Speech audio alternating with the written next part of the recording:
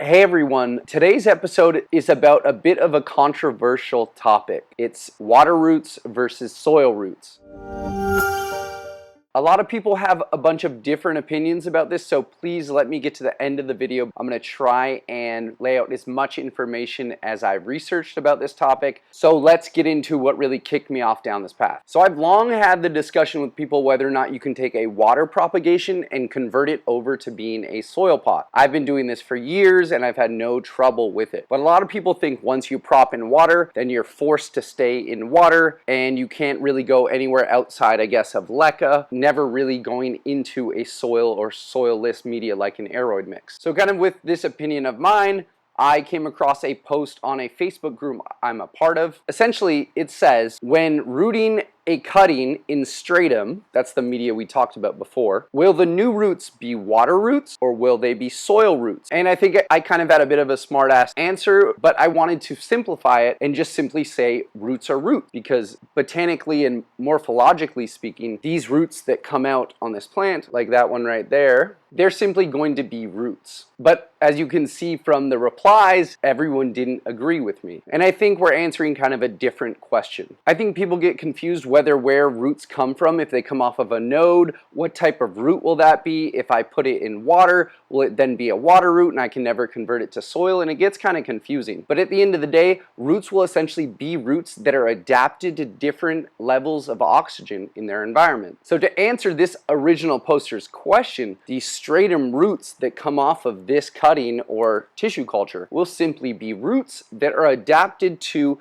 an environment that has little pockets of oxygen as well as little pockets of water. So it'll be kind of a blend. When people say, what type of roots are these? Technically, it is a water root, just a root, but has been adapted to live in an environment that has a whole lot less oxygen than a typical soil does, because this soil has a bunch of air pockets in it that has oxygen. So most people don't believe you can take this and make it this. And that's exactly what I've done here. This Burle Marx, unvariegated, has been in just plain water for about 15 days. And I haven't changed the water, and it has a bunch of roots. You can see these roots are a lot more kind of saturated with water, so they won't be as fuzzy as typical soil roots. But I made about 15 of these plants just like this with 100% success rate. And those water roots have converted to be soil roots, just like this. You can see all the fuzzy root hairs along the roots, and that's actually what absorbs the water. And here's also stratum tissue culture. This is a Paraiso Verde that I converted into aroid mix. So the main question here is, can I convert a water root over to a soil root and back and forth? And the answer is yes. You just need to do it gradually. Essentially, in the inside of roots, there's a thing that develops called Aerenchyma. It's essentially a tube that runs up to the top leaves, and it's a vessel that transports that oxygen from the air that the leaves are in down into the water where it's kind of oxygen absent. The main difference between these plants is this plant has very large tubes that transport that oxygen between the water that it's sitting in and the upper area.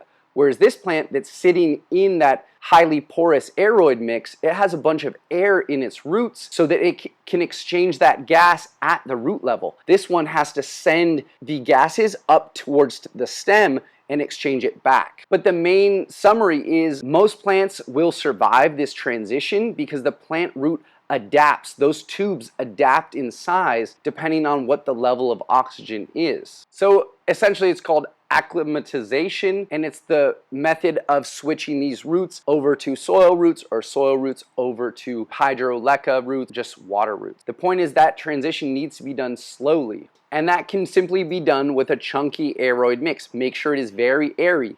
If you take a plant like this or a pothos that is water propped and you put it in a outdoor soil mix that essentially is like mud, it will rot that plant off because it's not a gradual transition. So I'll simply use our 3-2-1 aroid potting mix, coconut husk, perlite, and coconut coir. And once I fill up the pot, I'll make sure to not compact this down, but I want to leave a bunch of those big air gaps so that those roots are exchanging oxygen, not CO2, but oxygen at the root level. and that those Aerenchyma, those tubes, will then adapt to this level of oxygen in the root zone. And I'll water with a small amount of water, and it comes right out of the bottom because this is a very well draining mix. That's the key with making your water props transition to aroid mix well, is having a very well draining media. So to that person's question on Facebook that everyone disagreed with me on, and technically, depending on how you read it, maybe you believe that adaptation makes it a different root. These roots will adapt to whatever media you put them in. I can put these into LECA and they'll adapt to having a whole lot more oxygen in the root zone because it's sitting in rocks. Or I can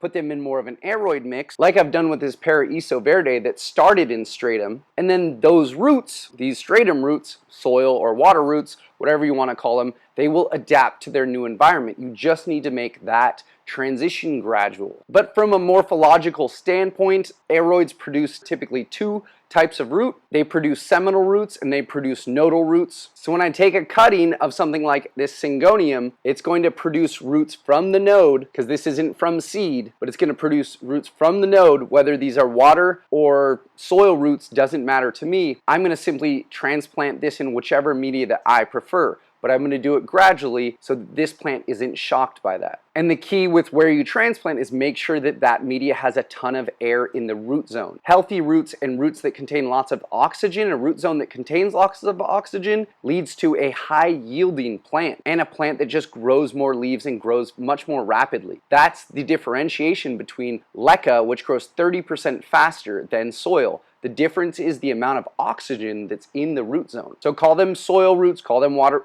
roots, call them really whatever you want to call them, but they are roots at the end of the day, and they will adapt to their changing environment. So thanks for coming to Facebook arguments that Chris gets into on the weekends. If you enjoyed this video, please like the video down below, and if you want to come back for more content about houseplants, click subscribe, and we'll see you next week. Have a great day.